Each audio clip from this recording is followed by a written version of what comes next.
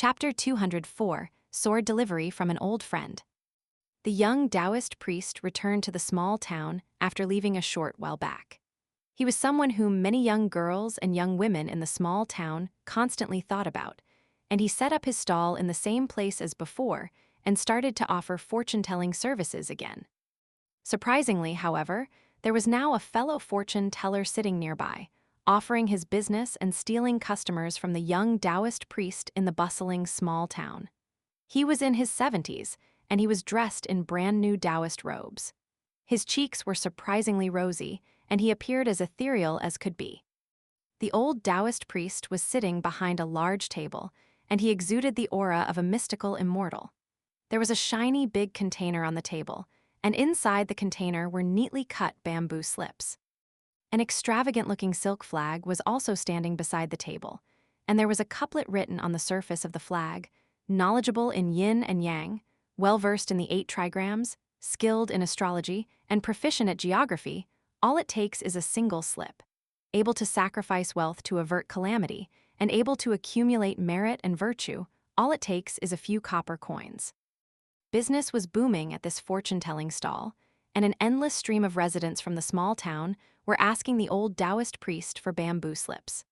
They all claimed that his divination was extremely accurate, and news of this quickly spread throughout the entire small town.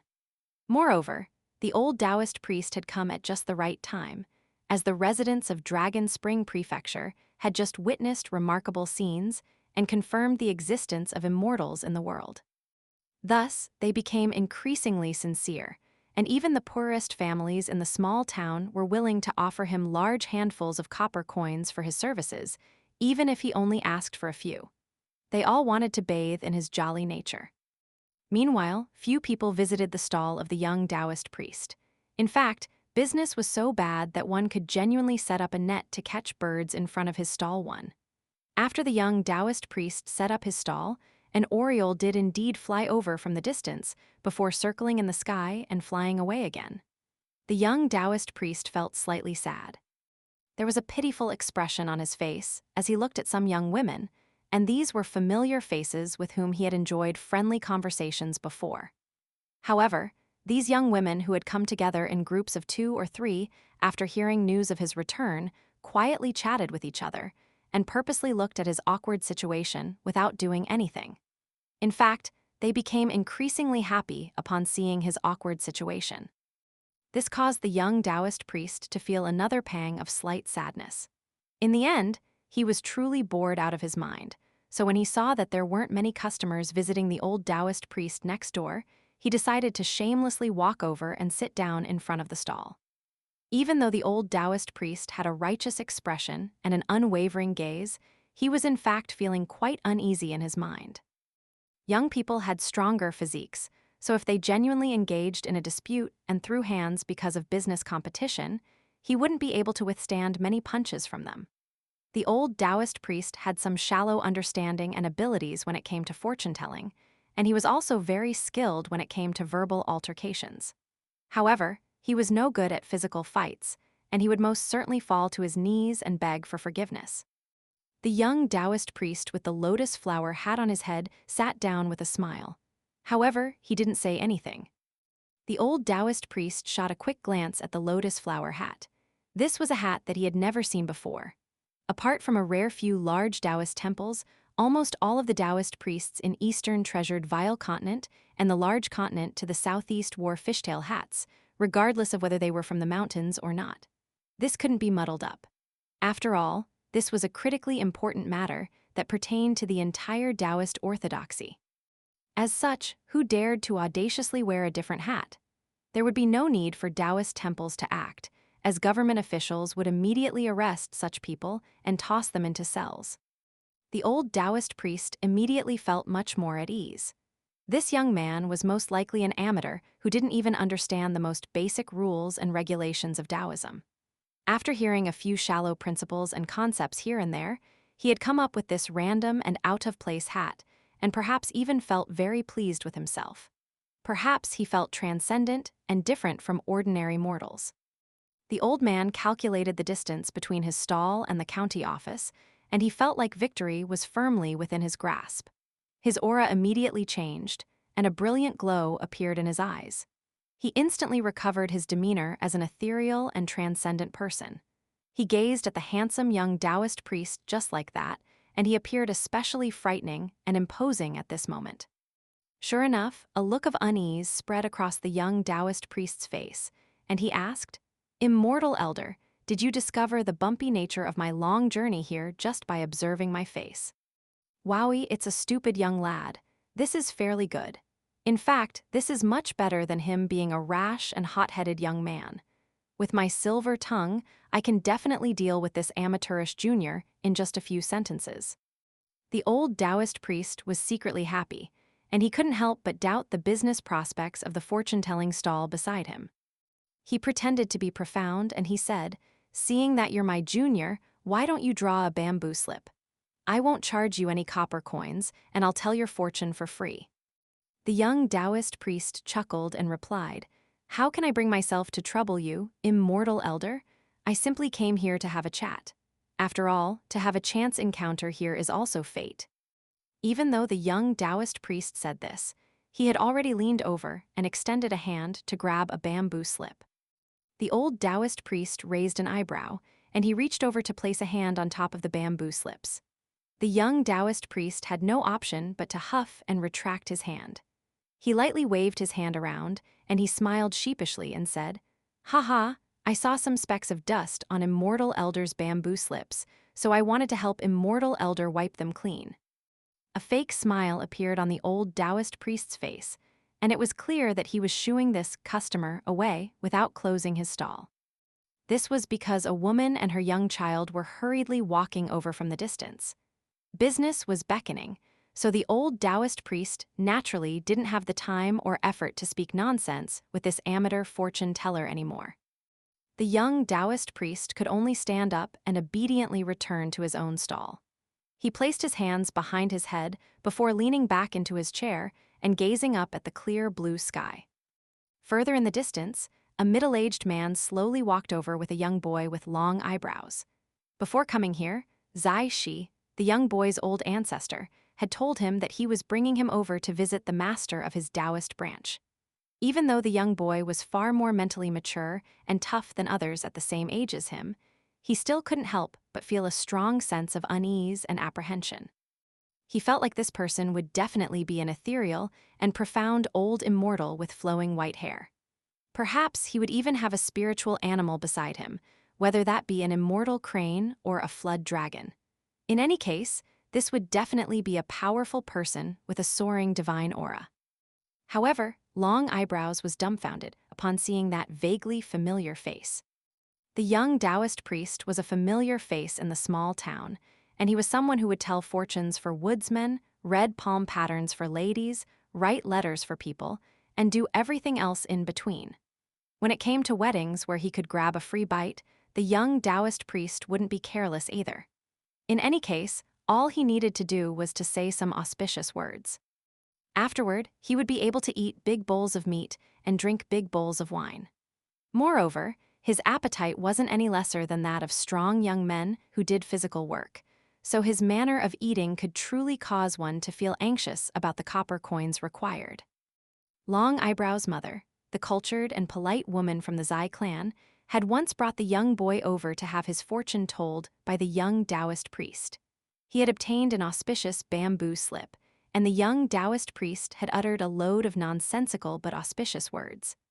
After hearing this, Long Eyebrow's mother had joyfully turned around to wipe the tears from the corners of her eyes. However, the young Taoist priest had tried to push his luck, and he had offered to read the palm pattern for his mother as well. While offering this, there had been a slimy smile on his face. Upon seeing this, Long Eyebrows had angrily dragged his mother away and thought, how could there be such a shameless pervert in the world? When leaving with his mother, Long Eyebrows hadn't forgotten to turn around to shoot a vicious glare at the young Taoist priest. Zai Shi was just about to bow respectfully in greeting. However, the young Taoist priest gently shook his head and made a pressing motion with his hand, gesturing for Zai Shi to sit. Zai Shi obediently sat down on the long bench. Meanwhile, the young boy with long eyebrows gulped and stood beside Zai Shi with his head lowered. His mind was completely muddled at this moment.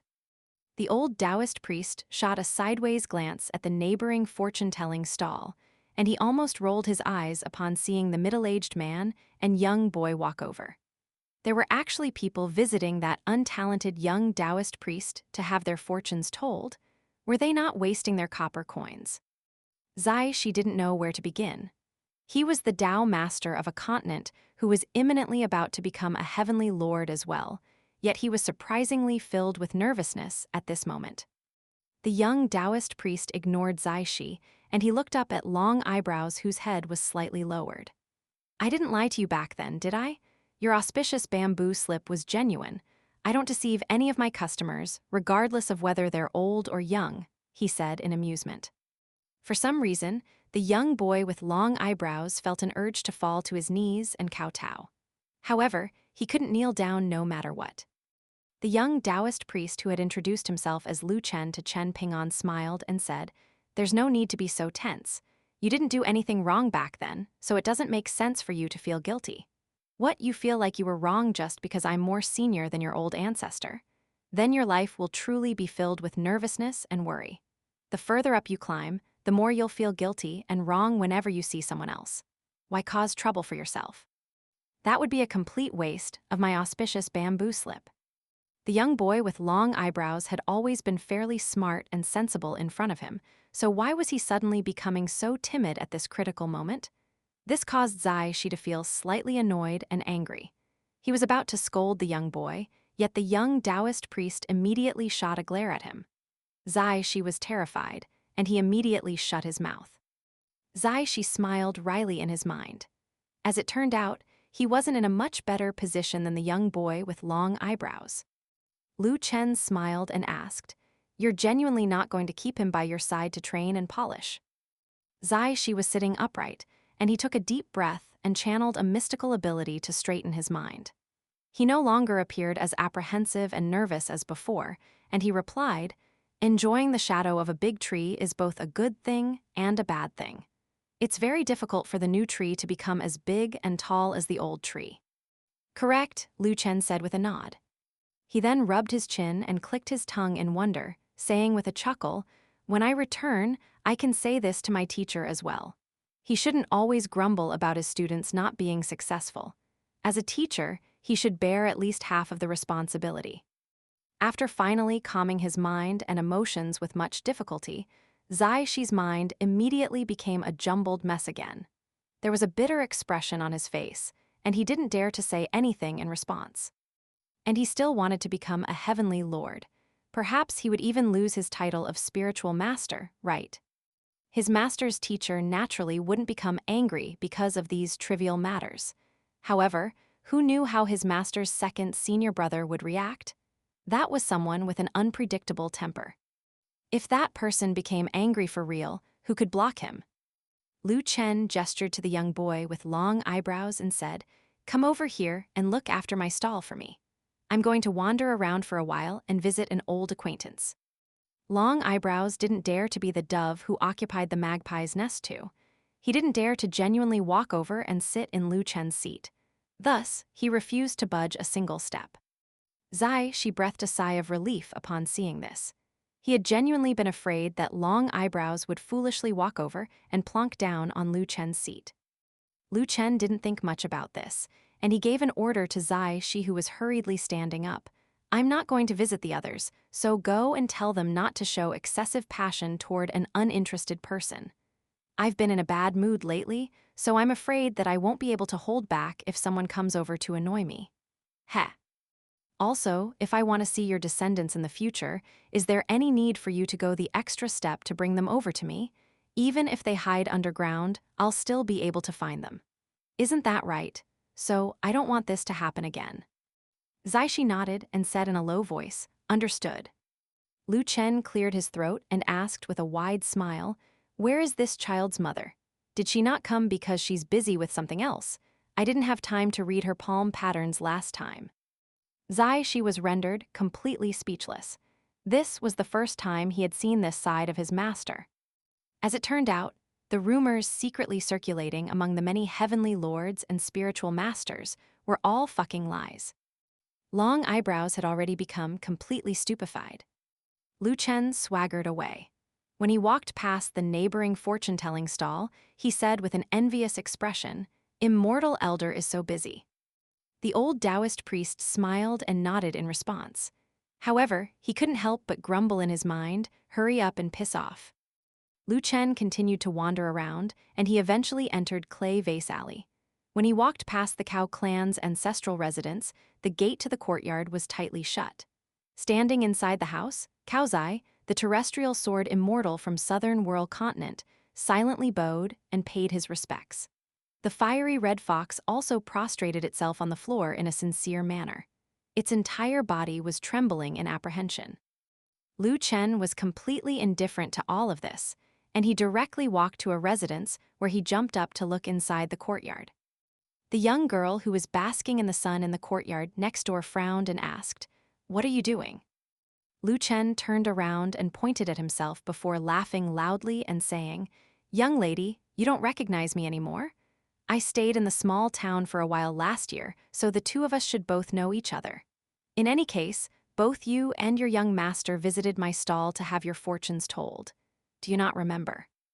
The young girl feigned contemplation for a while before shaking her head and replying, "No, I don't remember." Lu Chen shuffled over to the courtyard wall neighboring Chen Ping'an's house. He stood on his tippy toes and leaned on top of the wall, and he sniffed heavily and remarked, "Oh, you're cooking right now. It's very fragrant. I can smell the fragrance from all the way over here." There was an innocent expression on Zhigui's face, and she shook her head and replied, "No, I'm not cooking." Lu Chen smiled and cocked his head slightly. He then pointed at the young girl and said, "My nose is very sensitive, so you can't trick me." "Oh, is that so?" The young girl walked over to the kitchen and pulled out all of the burning firewood. The fiery stove was immediately extinguished, and the cooking rice became a pot of half-cooked rice. Zhigui walked to the kitchen door and patted her hands clean. "How about now?" she asked. Lu Chen raised a thumb at her and said, "You win this time." The young girl didn't take this seriously, and she asked, "Are you looking for Chen Ping'an? What's the matter? I can pass on the message for you." Lu Chen smiled and replied, "I'll look for him myself. I don't dare to trouble you, young lady. Otherwise, I'm afraid that I won't be able to set up my stall tomorrow." "Go ahead and tell me. I'm on very good terms with Chen Ping'an," Zhigui said. After saying this, she pointed at the fortune character that was stuck on her front door. "See, it's exactly the same as the one on his front door. Chen Ping'an gave it to me." "Young girl, you can't tell lies with such a straight face. Do you genuinely think I can't calculate the truth?" Lu Chen couldn't help but grimace. He was genuinely unsure of how Qi Jingchen had tolerated this young girl back then. Not only this, but he had even been willing to take good care of her.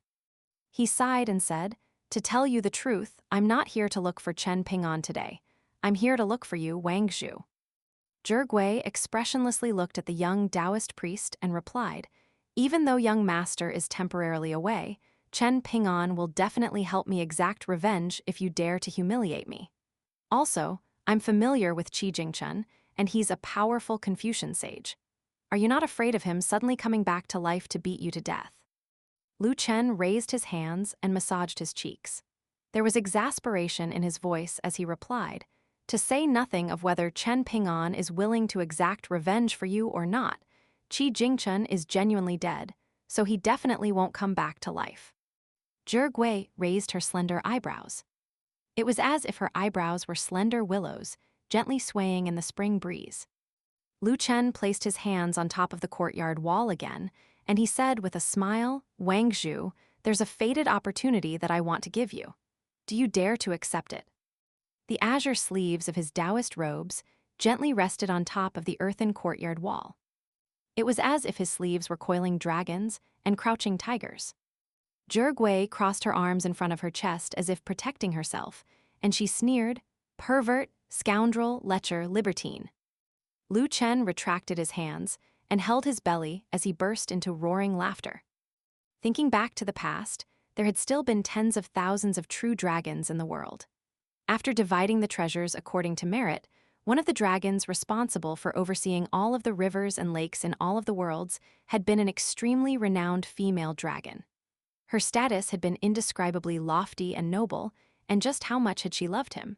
And in the eyes of other people, just how cruel and heartless had he been? The young Taoist priest laughed so hard that tears almost streamed from his eyes. Regardless of how big the great Tao was, it still wouldn't be big enough to accommodate love and romance. To be envious of lovers but not of immortals, such people existed in books, such people existed in the mountains, but such people definitely didn't exist atop the mountain peaks. Lu Chen looked at the young girl who shouldn't have appeared in the world. He remembered asking his teacher back then, the net of natural regulations is sparse yet holds everything back, so how is Jewel's small world able to exist? The old man had simply smiled and replied with 2 sentences. Being sparse yet able to hold everything back is the crux of the issue, and adhering to the regulations of the heavenly Tao is already insufficient to preserve oneself, hence the collapse. The great Tao numbers 50, the heavens form 49, and the humans take 1, where 1 manifests into all 3. At the time, the old man had squatted beside the pond in the lotus flower world and cupped some water in his hands. He had then poured this water onto a lotus leaf that was slightly tilted to one side. The water had flowed down the lotus leaf and split into several streams, yet in the end, all of the streams had returned to the pond. The old man had then raised his palm at Lu Chen. As it turned out, a single bead of water had remained in his palm. Tilting his hand slightly, the bead of water had then started to flow around following the patterns on his palm. The bead of water had taken a path full of twists and turns, and it had continued to travel in many different directions. Each time it had stopped and turned, it had represented the journey along a different Tao. If that bead of inconspicuous water represented some person traveling along the path of time, then all of the twists and turns would represent this person transforming into someone completely different. A single different thought and a single different step. It was these slight differences that gave rise to the 3 teachings and the 100 schools of thought, officials and generals and peddlers and pawns. Lu Chen pushed these thoughts aside and grinned at the young girl sitting in the courtyard. This fated opportunity that I'm giving you, you have to accept it even if you don't want to. Zhe Gui chuckled coldly and asked, "Do you know who I am?" "Do you know who I am?" Lu Chen retorted. Zhe Gui's expression turned dark, and she replied, "You're a stinky Taoist priest. Can you bear the responsibility for this?" Lu Chen smiled faintly and said, "My mortal name is Lu Chen, and this is already enough to explain everything." Zhe Gui was genuinely stumped this time. "What did you say?" Lu Chen's expression returned to normal, and he leaned on top of the courtyard wall and chuckled. "Young lady, do you want me to read your palm patterns for you? I can divine everything from when you're going to get married to whether you can give birth to a son and whether you'll be a couple consisting of a beautiful woman and a handsome man." Zhe Gui blinked and asked, "Can you only eat and not read my palm patterns?" Lu Chen jumped over the courtyard wall before snapping his fingers and replying, "Deal." "It's half-cooked rice. You don't mind this, do you?" Zhe Gui asked. "I do mind this, but I'll fire up the stove and finish cooking it." The young Taoist priest rolled his eyes and said. He swaggered into the kitchen and started to slide the firewood back into the stove. He then grabbed the stove blowpipe and started to furiously blow into it. Standing by the kitchen door, Zhe Gui felt a strong urge to viciously smack the back of Lu Chen's head with a broom. Zing. Ruan Qiang continued to forge iron inside a sword furnace in the blacksmith shop. The commotion was even more astonishing than before, and dense sprays of sparks flew through the air and illuminated the entire room. In fact, the sparks continued to accumulate in midair without dissipating, and they didn't flow out of the sword furnace either. In the end, there was almost nowhere to stand in the room. However, not only was Ruan Xiu in the room today, but even Wei Bo was present. The space was limited, so the mountain god and the young girl could only stand side by side. Ruan Xiu was hugging a scabbardless long sword, and the blade hadn't been sharpened yet. The sword looked completely unremarkable. Even in the eyes of sword cultivators at the middle 5 tiers, this would be nothing more than a brand new sword blade. Ruan Qiang continued to swing his hammer as he looked at Wei Bo and said in a solemn voice, "Please take Xiu Xiu to Downtrodden Mountain. Senior Yang has already erected a barrier to conceal this area, so there most likely won't be any accidents." He then turned to Ruan Xiu and warned, "After going to Downtrodden Mountain and delivering the sword, make sure not to say anything extra and simply tell him to make haste and go to Oxhorn Mountain with Wei Bo. When he arrives, he can take that ferry to the south. Before the sword is sharpened by a dragon-slaying platform, it won't display any sense of sharpness or appear extraordinary in any sense. However, it will still reveal some clues if it's seen by great demons. So, tell that brat not to seek death when he travels south, and warn him not to butt heads with those great demons in the mountains and rivers. With his current martial arts cultivation, he has a fair opportunity to make it to Stalactite Mountain alive as long as he doesn't seek death." Wei Bo had this better thought out than Ruan Qiang, and he said, "I still have a thick locust branch, so I can help Chen Pingan carve 2 scabbards when I go to Downtrodden Mountain and take him to Oxhorn Mountain's cloth wrapper shop." Ruan Qiang wanted to say something, but he couldn't help but hesitate. Wei Bo gave a knowing smile and said, "Rest assured, I've already used an illusion technique to cover that sword-nurturing gourd. Generally speaking, only Qi refiners at or above the 10th tier will be able to see through the illusion. It shouldn't be a problem." Ruan Qiang lowered his head and continued to forge. It was as if thunder were rolling through the room. This militarian sage was filled with annoyance and anger, and he couldn't wait for that little brat to pack up and piss off. Wei Bo didn't dare to show any carelessness this time, and not only did he silently recite a spell in his mind, but he formed seals with his hands as well. He quietly channeled the fortune of the mountains and rivers in his territory. Wei Bo and Ruan Xiu quickly appeared in the bamboo building in Downtrodden Mountain. Chen Pingan was notified beforehand, so he had already finished packing all of his luggage. Moreover, because his 15th was a pocket treasure, he didn't need to carry a large bamboo basket on his back anymore. As such, he had far fewer things to carry around compared to any of his previous trips. This caused Chen Pingan to feel a bit strange. It would take time for him to get used to this. He had always held a machete in his hand to clear the mountain paths before, yet all he had at this moment was 2 extremely light-flying swords. This was a very unfamiliar feeling. Ruan Xiu passed him the sword and also passed on the warning given by her father. In the end, she handed him an embroidered bag and said with a smile, "Chen Pingan, this is a present for you. It's some peach cakes." 1. Referring to the Chinese idiom, the place is deserted, which means receiving very few visitors or customers. 2. This means to forcefully occupy someone else's residence. 3. The first 3 segments are from Yijing.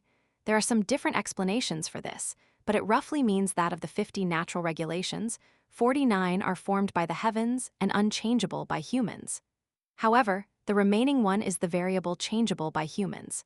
In other words, this one is a variable that a person can use to change their own destiny. As such, this variable can naturally manifest and transform into a myriad of forms. Interestingly, this saying also relates to fortune-telling and divination. In ancient China, there were fortune tellers who used yarrows to perform divination.